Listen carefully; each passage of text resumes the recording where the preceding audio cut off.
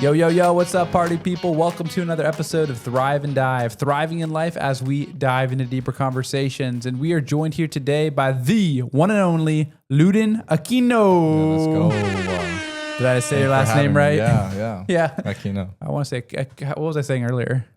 It was Aquino. I don't know. I said it wrong earlier, but we got it right this time. And Ludin is a great friend of mine, friend of the channel. And tell us why you are here today, Ludin. I mean, I always love coming and saying what's up to James, and now Emma. I'm glad to be here, talking about whatever, God and the Bible, and then my life or your life. Yeah, it's always been a pleasure. Yeah. Since senior year of high school. Yeah. So some backstory. Senior year of Ludin's high school career was 3 years ago now. That's when we started meeting. Yeah, I think. I graduated 3 years ago. Yeah, I graduated 3 years ago, which is crazy because I feel like that was just yesterday. We met at a Chipotle, I'm pretty sure. The first time, yeah. Yeah. I came to the gym. Yeah. Came to Planet Fitness. Well, we came to Planet Fitness together at roughly around the same time. And then, I said, "Would you like to meet?" Yeah. Make it official. Go on a date. Yeah. How does it work? I was like, what do you call that? Like, can I ask you out? Would you like to meet officially? We've been talking and passing at the gym, but you actually want to sit down and meet? You want to grab food? I think it was like. I don't even know. I think I was just, it was your time during my dad. My dad passed away and everything. So I was just needing some guidance. Yeah. Some mentorship and for sure. Came Well, I was teaching your cousin at the time because I was a high school teacher. And she mentioned for a prayer request you and your dad's passing. And at that time, I knew who you were because of the gym. I made the connection. So I know for me, I was definitely had like my radar up. To whenever I saw you at the gym, I'm like, I gotta make sure I say hi because I know you're going through a hard time. Yeah. So, and then when you initiated an actual meedup, like official meetup, I was like, dang, I feel honored that he would want to meet with me and chat it up. So, well, you were saying that you didn't really like meet really with people or like do like one-on-ones at that time. Yeah, more or less. I mean, when it comes to like discipleship on a macro level, I usually do like Bible studies in groups of 3 or 4. One-on-one's more rare. One, because in terms of I don't want to say efficiency, but I can't meet with everyone one-on-one that I am discipling because I just don't have enough time in the day, I guess you could say. And then secondly, sometimes people get a little scared to meet with someone one-on-one. It's a little more intimidating when you're with a group of 3 or 4. It's like, okay, it's not all the attention's on me. Yeah. And it's not gonna be like the potential for awkward silence or like, how's it gonna go? Like a date would go. So at that time I didn't really have a person that I was mentoring one-on-one. I had a group of 4 that I would disciple on a weekly basis, but in terms of a one-on-one mentorship, you were the first for me in that season of life. Right. So it was an honor to be asked to be a mentor. Yeah. So thank you. Yeah. So Ludin is the man. We've known each other for a good while with that context in mind, and we just want to jump into some conversation about him and his life and anything that's resonating on his heart, whether it's Bible related or just different topics. Before we went on air, we were just chatting about a bunch of different things from what he's studying in his physical. It's exercise science. Exercise science. Yeah. Yep. Going into physical PT, therapy. That's what it was. After I graduate. Yeah. Yeah. So he's finishing up his junior year at USF, University of South Florida, over there in Tampa. And want to start there. What's the story behind going to USF to study exercise science with the hopes of being a PT? Well, so I've done music my whole life, basically, starting the trumpet in 6th grade. But before that, my dad sang, has some published CDs, albums. Oh, really? Yeah. It was official. So, and I'm not in any of them, but because I was probably like, 12. But I would play like the drums we have a music room in my house. And well, it's not really music, it's like a storage room now, but but I have drums in there, and I had any type of instrument that you could think of. So I would just mess around with that. And then 6th grade, I joined band at Oslo, middle school, and it's been 10 years since I've played the trumpet now. Wow. And Do you still play it? I still play, yeah. I try and keep up. I don't, play as much as I would like to. We should have had you bring in your trumpet. We could have started this episode with you playing the trumpet. Maybe another time. Sure, an exclusive edition. But I wanted to go into exercise science and music. Trying to do both, keep up what I loved to do in both areas. And so I got, scholarships. I got accepted to schools of music, all of that. And then I talked to an advisor at USF, and they were like, to explain why I want to go to USF is in 7th and 8th grade, specifically 8th grade, I went to USF for a honor band. Or it was like a audition-based group that would perform, practice for the 3 days leading up to that performance. So you're already in the big leagues in middle school, man. Being invited to these honor bands. Yeah, and so I went to USF, and it was just like, it just clicked there. And I was like, you know what? I kind of want to go here. It's not like a super prestigious school or anything, but it was just something that I stuck with. Yeah. Going all the way through. Yeah, an impact on you. Yeah. Ever since a middle schooler. And then physical therapy has always been on my mind since 5th grade. So my dad had an injury in his arm, and he went to go do physical therapy, and I would join him just to see how it looked. And I don't know, I've always liked it, and I always wanted to work with people. I've always had this giving mentality. Yeah, sure. And especially in the medical area. Yeah. That's cool. As early as 5th grade that you recognized how important that was to your father going through that physical therapy and seeing that it is a helping profession. It's to help people become better. So you have such a big heart in that way. So why did the music, are you still studying music, or is that door completely closed? Yes. So, and then going through high school, I had so many opportunities to perform in big and small areas. So I would perform in a group set, like a small group setting with four instrumentalists. So maybe a drum set, piano, trumpet, maybe a bass as well. And we would come perform in small, maybe like a bar or something, like do little gigs, right? Yeah. Maybe a party, an event, get paid for that too. So that's what I really like to do. And then I wanted to continue that into college. And I got accepted to USF School of Music. And when I talked to the advisor said, if you're planning on going to the PT route as well, apart from doing like a Bachelor's of Arts in music, it would be too overwhelming for you. And I kind of had that feeling going into it.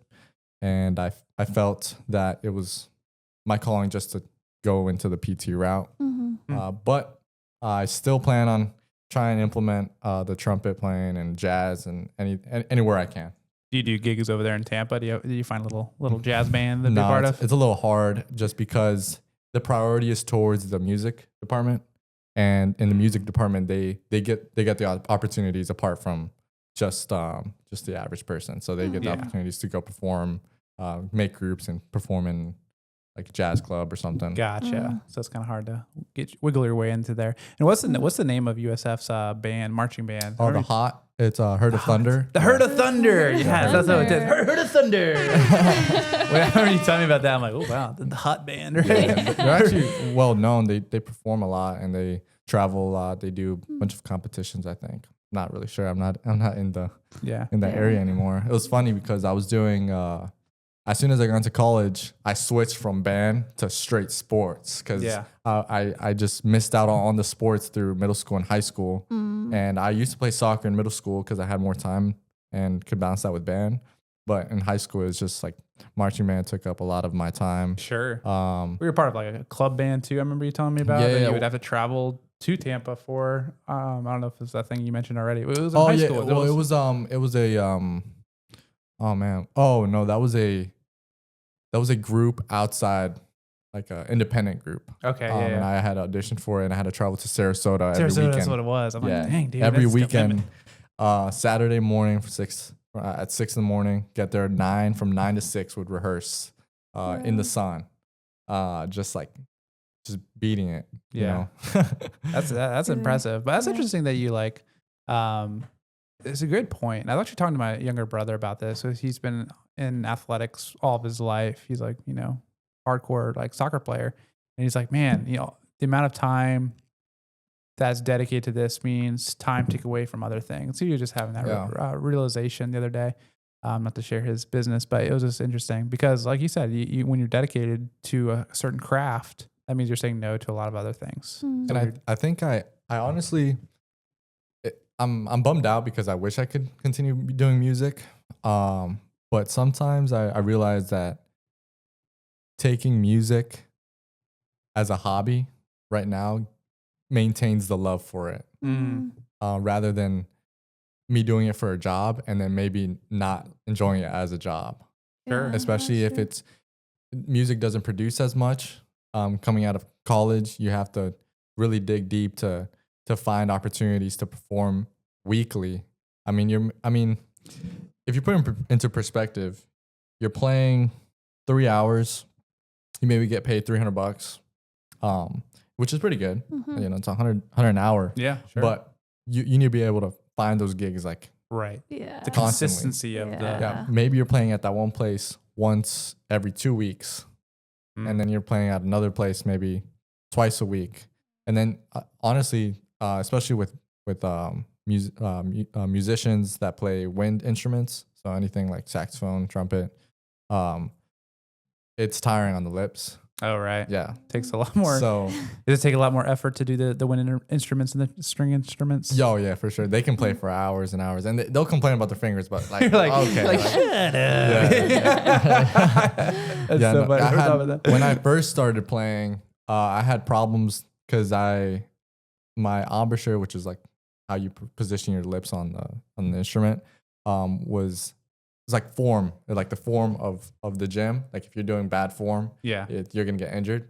Almost like what I was talking about with a pull my back. But with the I was like putting too much pressure on my bottom lip, so I would like cut into my lip, and so I would bleed. But as I got better at the trumpet, I developed less pressure and stuff like that. The science behind it. Yeah. Trumpet playing is no joke. Yeah, I had no idea. Did you ever know that, Emma? No, I didn't. Bust my lips blowing this trumpet. It doesn't happen when I play the kazoo. Well, yeah. A little different, probably. Yeah. What are your thoughts, Emma, on Ludin? Being a USF student, she went to UCF. Yeah. Bulls down. They Charge had on. A rivalry. We did on I-4. Yeah. There we go. The war on I-4. But it's gone. It's like not really there anymore. We haven't really been playing games against y'all. Oh, it was a big thing when I went to school. Yeah, but it was. That It was. I feel like it was very entertaining because people would travel, and so there would be Really? Yeah, it's not too far, and it's like literally straight down I-4, I think. Yeah. So I wonder why they'd stop doing that. Yeah. Do you know what you want to kind of like specialize in PT, or will you figure that out more in grad school? Yeah, I want to push towards both sports and like rehab and just rehab in general with maybe the elderly population. I want to go back to Vero.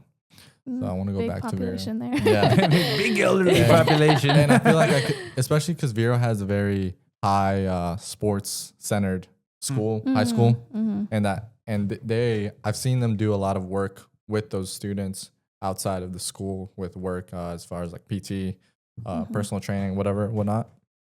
So I think I could come do a lot of, improvements. Yeah. Would you have like your own practice, or you would work for a practice, or work for a school? So I'd first probably go work for a clinic. Could work for a hospital, and then work 2 or 3 years, and then come out and try and start my own clinic.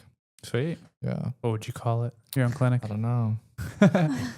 Would you name that type of stuff, or is it just they have names. They like Aquino. Is that how you say it? Yeah, Aquino. Okay, you got it. I forget what I think. It was like Aquino or something. The Aquino family practice or something. Yeah, maybe with the name or something more. There's I don't know what it tends to be like sports. Yeah. was like sports physical therapy center or just So some, like, generic. Yeah, I don't want to be. I don't want to be generic. You gotta so. stand out, Sports dude. rehab facility. Yeah. Yeah, I'm looking Yeah. forward to seeing this and hope to visit you when I'm older and I need physical therapy. Yeah, I feel like I need physical therapy right now. yeah. Talk to us about this back injury. Oh, yeah, man. How old are you? 20? Yeah, I'm 21? 20. This guy's pulled his back like 20 times. Yeah, I'm doing hack squat, and then as I'm coming back up, like I pull my back, but I've just had problems with my back, like pretty much for the past 4 or 5 years. It could just be, as I said, my bad posture, which. Yeah, I can't really blame anybody but myself. Yeah. This might be a dumb question, but is a trumpet like pretty heavy too? Do you think that? No. I've It's not a never. trombone. I've never held it. Well, yeah. So I couldn't tell the difference. there's like, the sousaphone. Sousaphone is like the one I don't know what that is. The sousaphone? sousaphone. Sousaphone. It's the tuba, but the marching one. So they like wrap around. Okay. It like wraps around. You see it in like old marching bands. Okay. It's a sousaphone. But then there's a contrabass, which is basically the tuba, right? But you put it on your shoulder. I think it's like the heavier ones can go up to like 40 pounds, but like the more efficient ones that are lighter can be like 25 pounds. But putting that on your shoulder and marching for like 11 and a half minutes straight. Talk about shoulder problems. That's You lucked out picking the trumpet other than your lip damage. Yeah, but that was in like 7th, 8th grade. So Nice. yeah. Oh, man. Good, Ludin. Yeah. You got your Bible here, brother. If you guys are watching, talk to us. What's faith been like for you in these past couple years in college? And then if you want to even go back further to your upbringing. Yeah, we can do a quick upbringing story. Sure. I was born in like a Pentecostal family, Mexican family. My dad was Guatemalan, but it was same thing. I think most Hispanic families come from Pentecostal. Yeah, I was gonna ask that. Yeah. Is that the case typically? Yeah. Or in Mexico, it's like Catholics, right? But they those are like the opposites too. Catholic and Pentecostals in terms of like liturgy and like free expression of worship. So it's funny both ends of the spectrum. So grew up with my uncle going to his church, Hispanic church. Everybody speaks Spanish. All the music, it's not like hymns from the Catholic church where it's like very serious. But it's still old songs, old hymns from maybe the 70s, 60s, maybe even before that. But they're still pretty old. And then we went to help another church when we left my uncle's church, and then we ended up at Pathway or at First Church of God. Ooh, the OG name. Yeah, the OG. So we've been at Pathway since 2013. Wow. Yeah. So Awesome. I was 8. Wow. Yeah, I was 8. So we've been there since 2013, and it was interesting because my mom and my dad, they didn't speak or didn't understand English very like a lot of words they didn't understand. Sure. Right. But I feel like it helped them going to the church and understanding or trying to understand the service and the sermons and all that. Yeah, good for them. Wow, Yeah. I know if I was in their shoes, I'd probably get frustrated and be like, Yeah, "Wanna quit?" my dad. It was hard for him sometimes because he spoke Spanish and wrote Spanish and can read Spanish, right? He could read Spanish, but he ended up only going to 6th grade and started working after that. So then adding English to that, yeah. so but he was able to speak English and read it, and he was always actively trying to understand and read and write English. That's awesome. So going to the church sometimes it was a little tough, but he ended up acclimating, I guess you could say. Yeah. So we ended up going there, and I love Pathway. I always love Pathway. I mean, going through all the other things that has happened. Transition. Transitions. I'm still support it, but then, so now I'm going to college, and I found a church over there with my cousin and his girlfriend, and that church is also, I mean, they're Bible-based church, so all their sermons and all their beliefs come from the Bible. I feel like that's very important. not having any ideas from coming from the South or something like that. Let scripture direct us, not our opinions. Yeah. What type of denomination is it? Is it non-denominational? It's probably not denominational. Okay. Similar to Pathway? Yeah, In similar to terms of Pathway. Style, It's just size? smaller. Okay, smaller. Yeah, it's okay. just smaller. Yeah. It's probably in one of the, areas of Tampa. It's called Ybor City. It's like one of the poorer areas, I guess you could say. Yeah, sure. More dangerous. Sketchy. Get in. Yeah. But it's definitely the older area in Tampa. Gotcha. Well, yeah, it's going well. Let's see. You said how's my like? Yeah, what's faith been like for you? I mean, from when you started to college years, more recently. Yeah.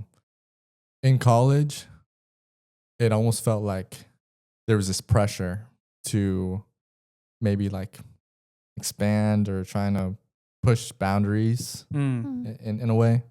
I definitely am thankful for you for all the guidance that you gave in senior year, my senior year, because that definitely, if I didn't have that, I feel like it would be a different path. I would still be like in the transition, always going my walk with the Lord, but maybe it would have been a little different. Maybe it would have taken a little more time. I would have not skipped, seasons that, some people are going through right now, that they think they need to be in. Sure. College, I definitely was able to stay disciplined more than I wouldn't have without, your guidance and other friends. And then this year I was able to move in with 2 roommates. One of them that I met in Tampa, and then Sean. So Connor, I met in Tampa, and Sean, I met. He's from Vera as well. He's a couple years older than me though. But they're both Christian, and they both have a good base in their faith. Yeah. So that is very motivating to me, and it definitely keeps me on my track a little easier if I didn't have those type of people around me. Yeah, speaks to the importance of mentorship, speaks to the importance of surrounding yourself with people that are like-minded. So I'm glad I could be that figure for you. Everyone has a Paul figure is what we call it. And as mentioned on previous podcasts, you need to have your Paul, your Barnabas, and your Timothy. So seems like you have some Pauls and some Barnabases. Who's your Timothy? Who are you pouring into right now? We met Gerald. Gerald. Yeah. All right. Yeah, we met Gerald in we were doing intramural basketball at USF, and he came up to us and he was like, "You guys playing a game or whatever?" And then we asked him, we're like, "Yeah." We got to where he was living, and he was living in the same apartment complex as us. So he came over to play basketball with us sometime, and I invited him. I started asking him, I was like, "What's your beliefs? Like, how's it going? And do you have a faith?" And he was like, "Yeah, I'm basically the same thing. Like, he's born in a Pentecostal family, but he's from Nicaragua. So, or his parents are from there. But he has kind of the same, background with the Hispanic Pentecostal church.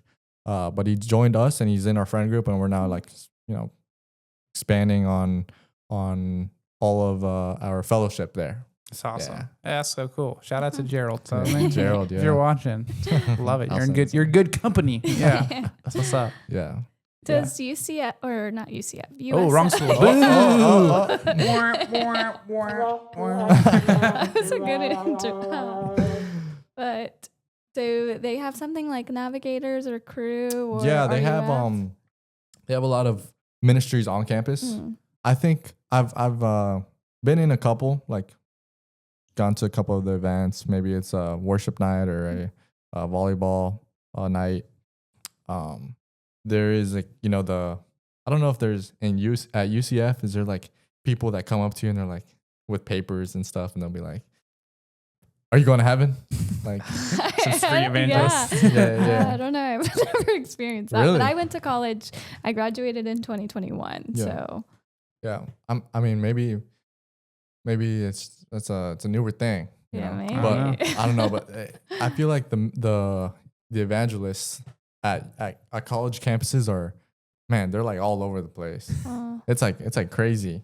Because it honestly scares like the those of faith sometimes. Oh, too. really? Oh. Sure. Yeah. Yeah. And I wouldn't say it's embarrassing, like it's like embarrassment, but it almost kind of feels like a negative connotation. Yeah, well, it kind of misrepresents the Yeah. totality of scripture. They're probably harping on the turn or burn and like, which is true. We have to have that in our message. The gospel is salvation from eternal punishment, but we never talk about the love of Christ or, being created in the image of God and some of the more positive aspects of the gospel. It can really turn people off. So is that what you're alluding to a little bit? Yeah. But there's this group that I've been meaning to go to that I haven't gotten to yet. Confession time. Yeah. But it's kind of far. It's like almost 40 minutes away. But it's called The Creek. And Greek? The Creek. Oh, the Creek. Yeah. Okay. Yeah. So there's like this big pavilion, and I'm guessing there's a creek there. I hope so. Yeah. So they do every Tuesday at 7:30. They have a young adults reunion. I get 100 plus, maybe 200 plus young adults go there every week. Could be 201 if you pull up. Yeah, and I'm guessing they do. I think I saw on their Instagram that they do. They went to like the DR. They went to the Dominican Republic. Yeah, cool. For missions trip thing. Yeah, missions trip. Yeah, that's awesome. So I don't know. I kind of want to get involved with that a little bit more. Yeah, check it out. Yeah. You said it in front of everybody. Yeah, so all I have to go. Next time you come on the pod, we're going to ask you, did you go to the creek? If not, shame on you. No. I do have a question. I don't know if you feel comfortable going in this direction, but you mentioned it earlier in the podcast. I want to hear, if you don't mind sharing, and if you don't want to, we can cut this out. How did faith kind of help you with the trial you went through with the passing of your father? Yeah. I can talk about that.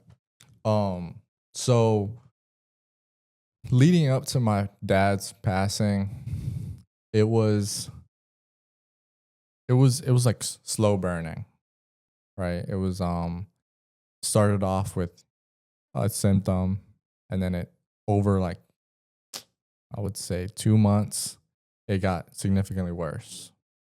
So there was like mourning and trauma throughout those 2 months, right? And then when my dad finally passed away, and on December 2nd, it was weird. My mom and I had the same feeling. I never told my mom this, but we had the same feeling. And my mom said that she kind of, that morning, before she even found out, like she was like at peace. Not necessarily like fully at peace, but that morning it was like almost like a deep breath that happened. Same thing with me when I woke up that morning. It was just like I was like calm. And then we found out my dad passed away that same morning. It was like, I don't know, 8:30. And it was, I was sad and everything. But after that, we had a lot of family, come support. And my mom and I had this, we talked about how God will never leave us, right? And I think our faith was so grounded, especially leading up to the passing, that it almost like felt like nothing really shook. There was no like doubt almost. I mean, there's always doubt, especially in moments like this. It's like, you question things. But it was never like, let's not go to church, or like, let's like stop believing, or things like that. And I'm so grateful for my dad and my mom to have raised me in a way where I can fully trust God and in every moment, no matter what it is. Especially, I mean, situations like following that. I mean, we had struggles. Maybe we were pushing close to being, in the economics area. It was like, a little rough, but it was never at the point where it was like we're going to give up. Especially, what helped? That book we read on self-pity. Yeah. Wow. I mean, it's been a while, so I don't really remember much of it, but I just remember that points of that book of the biblical strategies to self-pity. Yeah. Definitely helped to change the mindset of don't bring yourself down because you think you can't do it or you can't do it anymore. Wow. Yeah. Wow. Thanks for sharing all that. Yeah. That biblical strategies for overcoming self-pity by Phil Mosier. It's one of many of his books where he just shares little thoughts on different topics. So glad that was super important and influential for you. And for those listening that, are tempted to struggle with self-pity, because self-pity can be such a depressing season of life if you allow yourself to go there. Yeah. And there's a sense, even with, your circumstances, where it could have been justified to wallow in self-pity, given the circumstances you're going through. But maybe some encouragement to those who are walking through similar experiences. How could you help them not fall into self-pity? I definitely found that surrounding myself with anybody that cares for you, and friends, family, and don't try and put yourself in a situation where it's like, I need to be alone. I mean, there's, yes, there's like the mourning phase, obviously there's, there's points where you may feel like you need to be alone, but don't maybe wallow in it and like stay in it. Yeah. Because I think the best thing you can do to get uplifted is through others. And I know, through my experience, immediately, like day of, my friend Jacob Valentine, he came from school, like he left school immediately, because I didn't show up to school, but he was in class and he came in, bawling his eyes out too.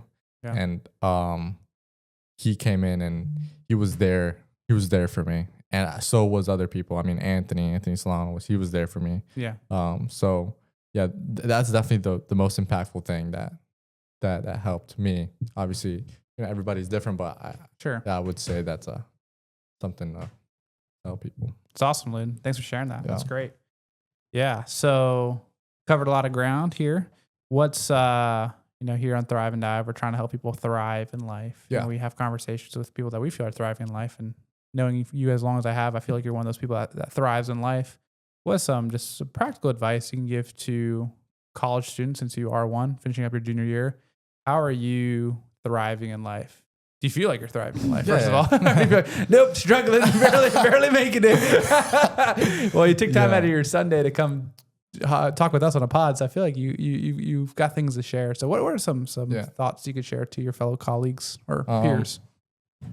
I'll start off saying, like, maybe there are topics such as like money, work, school, that maybe overcome one's mind and put extra stress. I know it does on me sometimes, but definitely taking your time to like relax and do like something you enjoy. Don't force yourself in scenarios that you don't need to be just because you see people do it, or you think it's cool, classic. But it's just like, I mean, for me, it's sports. Somebody could be, surfing or swimming or whatever hobby you like. I feel like getting into that and then getting a community within that. Also, fellowship is biggest thing as well. I'm also trying to go to this volleyball fellowship thing. Oh, nice. Yeah. They're going over the Book of James right now. Hey, great book. One of the best. Yeah. Pretty good name, right? Yeah. So that's like combining both, Yeah. So I would say just getting out there and not putting that stress, because even if it's in the scenario, for example, like school, like if you're struggling with a class or whatnot, if you put yourself in a place where you are stressing yourself over that class and you're just focusing on that class and that class, you might block out things that you probably should use in order to that will benefit that class. So if you just take a break, you know, even if there's an exam coming up, maybe just like a small break where you can free your mind. Yeah. Just I know previous semester I was worrying a lot through exams and stuff, or even like if I didn't have enough money for this, for rent or something, like it'll all settle, and it does. Yeah, it does. Well, how'd you overcome that worry? Because that's easy to say on the back of the end of it, but for those who are like, oh my goodness, I'm anxious as all get out, what would you say? I mean, you kind of already shared some tactics, but how'd you overcome that worry of financial insecurity and exams? Yeah. I mean, work.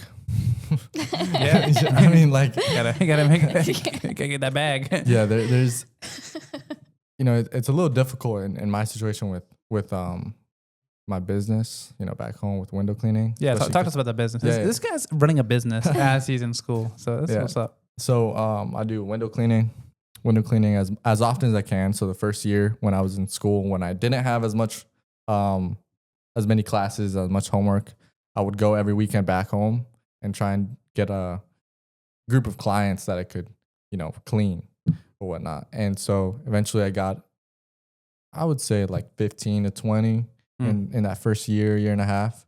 And then I just kept improving, but I don't have to go back as often. So I can plan it out for maybe once a month, and I'll do a couple homes for that weekend. And I'll come back. But this semester and last semester has been a little bit more difficult just because I haven't been able to go home in 2.5 months. So, you know, I might be, you know, lagging behind in my money. But yeah, but you make a great point. And maybe you don't articulate it as a principle, but I'll extrapolate it for those who are listening. Yeah. When it comes to fear and anxiety, I'm preaching to myself as well, because I'm one who struggles with these things too. It doesn't end when you're out of college, but the knee-jerk reaction we have to worry and fear is paralysis, where we just kind of don't do nothing. Yeah. Or we okay. Yeah. But for you didn't fall into that fear created paralysis. You got clients, you worked, you found a way. And I know for me, I wish I sometimes had that same determined spirit.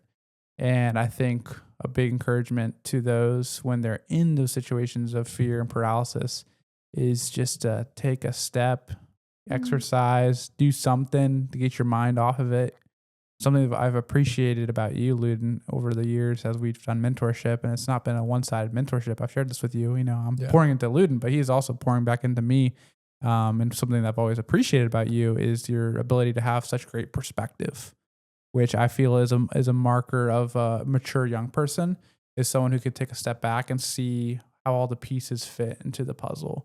Sometimes young people can get so zeroed in on one piece of the puzzle, like this is my time to have fun. This is my time to do this or that, or, oh my gosh, I'm so stressed and anxious. I don't know how this is all going to work out.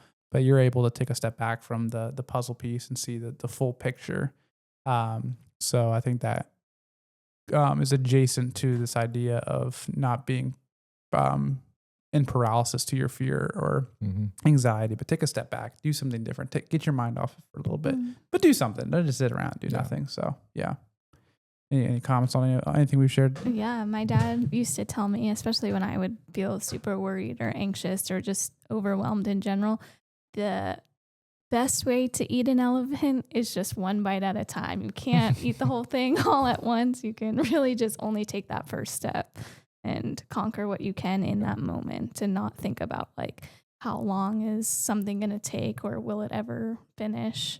But just one step at a time, one bite at a time. Love it. Shout out to John Burns with that wisdom right there.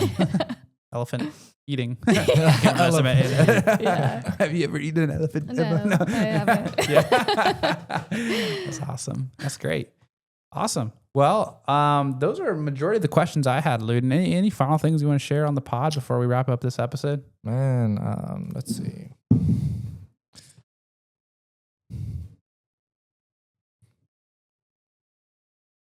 I mean, could we talk about like any relationship advice area? Sure. Especially, you know, because you guys are married now. Yeah, we are. And it's Right. crazy Yeah, 'cause we I are. remember. I mean, we've known each other for a while, so Yeah. we I saw you going through your. You saw me in the highs and lows. Yeah, I saw everything. So Yeah. All right. You're pulling a switcheroo. You're asking the questions now. What do you want us to answer, Ludin, about I don't know, relationships? Yeah. how does it come to where you have enough faith that you're grounded with God and trust in His work to find that person? Like you are. I mean, like I would say I trust the Lord, right? Yeah, I sure. have faith. But it's hard to overcome sometimes the feeling of desire. Sure. Mm. Yeah. You want to start this answer? Or do you want me to jump into it? Yeah, I could start. I mean, I think as you've witnessed, even just like with work, the Lord is faithful to provide, even if you don't know what that's going to look like. And I think with something that we desire so much and our hearts yearn for, like He is crafting that perfect person for you. And He has, I think, I mean, especially, I mean, you could talk more about it. I feel like you experienced that waiting season for a long time. Yeah. And I think looking back on it too, that the Lord could be doing a huge, mighty work in the person that He has for you in the future. Right. And if you were to meet them right now, maybe they wouldn't be ready. So to just trust in like the good plans that He has. Yeah. No, it's easier said than done. Yeah. Right. I've always believed that God is Jehovah Jireh, our provider. And I remember specifically in 2024, before I met Emma in November of 2024, that year was such a dry season. I felt like I was in the wasteland. I was in the valley of the shadow of death. Yeah. You probably remember some of my conversations about that. And I just had such a strong desire for companionship. And then I'm not sure how you're defining desire, but then there's obviously sexual desire as well on top of companionship. And that's hard to, what's the word? Put on the back burner as we wait for our spouse to come. Mm-hmm. Just humanly speaking, instinctually, the reptilian side of our brain, as some people say. And then also I have a desire for companionship because God said it's not good for man to be alone. And that's why He created us to be in a relationship at this capacity with intimacy. So during that journey though, of waiting for said person, it can be a hard one for sure. I know for me, like I said, that year 2024 was hard. Do you think shutting down maybe that desire, right? In general, just cutting it off is healthy to when you're in that moment or that season of just like waiting, right? Mm-hmm. You're focusing on yourself with the Lord. Yeah. Having His guidance guide you, right? Yeah. And do you think it's important to shut it down or to still have it there? I see what you're saying. You know what I mean? That's good. And it's very seasonal based, right? The advice I would give to you as a junior in high school might be different than a fellow 27-year-old. That's the age I was when I met Emma. So for you and those in your season of life, I don't know if shutting down the desire is like the right way of executing this, but I would say, I'm just going back to my college years. I know for me, I was open to the idea of relationship, but it wasn't like a burning desire like it was when I was in my 26, 27. Because I felt like I had undivided attention to the Lord that I wanted to steward. I was reading that book, Not Yet Married, which we've read together by Marshall Siegel, great resource to anyone who is trying to navigate the single space and the dating space. And he's talking about, steward your season of singleness because this could be such a season of undevoted attention to the Lord and also to your self-improvement and to your education and to your self-betterment, I guess you could say. And there's a tension there because I think another author, Gary Thomas, talks about in the book The Sacred Search is that sometimes we invest too much time into ourselves and our career and these other things that no, you need to be spending time pursuing a wife, right? So it's that weird tension of working on the things the Lord has for you in this season while at the same time still being aware of someone who could enter your sphere of life that could be wifey material in your instance. Yeah. So for you, I would, again, it's very contextual to the person as well. Like how mature is the person? How long has it been since they've been in a relationship? A lot of different elements, and I can give you a tailored recommendation to you, Ludin, if you want me to, or are you trying to see just like a universal answer to everybody? A little bit of both. A little bit of both. Yeah. For you, because I know you have still several years of education in front of you. I would almost wonder, again, shutting down the desire just seems way too extreme for me, but really pursuing the things that God has for you as a 21-year-old or 20-year-old. I'm 20. You're 20. Still Man, I'm so man. young. Dang, dude, when did you turn 21? July. July. Wow. Dang, dude. When July? July 11th. 11th. Okay. Mine's July 26th. So I'm like exactly like 8 years older than you. That's crazy, man. But yeah. So as a 20-year-old, right, you have so much, I don't want to say life to live, but like so much opportunities as a single man to work on the education, get connected with your roommates, develop these roots, develop spiritual disciplines, break any bad habits if you have any. Yeah. That should be your goal, so that, like I said, we did a relationship series actually here on Thrive and Dive. I encourage you to listen to if you haven't already. The series I did with Warner University. I told them, become the person you're looking for is looking for, which is a saying that Pastor Andy Stanley gave 6 years ago. And that is, become the person you're looking for, so that when you find the person you're looking for, they're probably looking for the person that you're looking for. So if you're not that person that they're looking for, they're not looking for you. Yeah. A lot of looking for is there. Yeah. So hopefully that made sense. But yeah, so if you're wanting someone who's godly, seeks the Lord, mature, wifey material, you need to be making sure you're complementing that by doing all those things as well, being a husband material, which takes intentional focus. And again, if the Lord were to provide someone in your space that you feel like this could be the one, I don't know if you like full on like cut that out. Like I said, shut off the desire. I say maybe I would pray and fast about it. Lord, there's someone now in my sphere of influence that I feel like could be a potential, but I know I'm in a season of development. Is this okay for me to pursue? Right. I think God will give you peace, and the Spirit will direct you in that. Yeah. Because I think sometimes we develop the scarcity mindset, like, this could be the one, and if I don't pursue this, there's no one else coming. Like, no. Like, what? God, like there's only 100 people on this earth. Yeah. I mean, I know as a mature Christian person could be like finding a needle in a haystack sometimes, especially probably at school at USF. That's so big.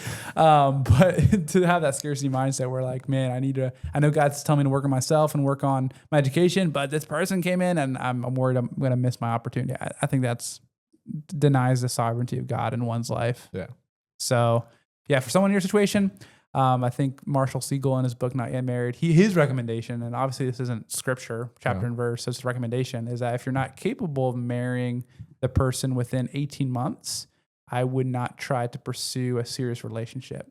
Obviously not universal to everybody. I've known people that have been dating more than 18 months and they work out fine. My cousin. Yeah. My sister married her high school sweetheart. So it's not like it's a hard, fast rule.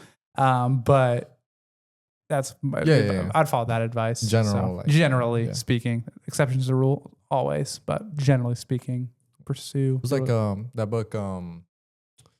What is it? Single dating. Oh yeah, another good one. Yeah, by Ben Stewart. Yep, that one was good. Especially just, or maybe it was Not Yet Married, talking about the situation that the author was in, where he was giving.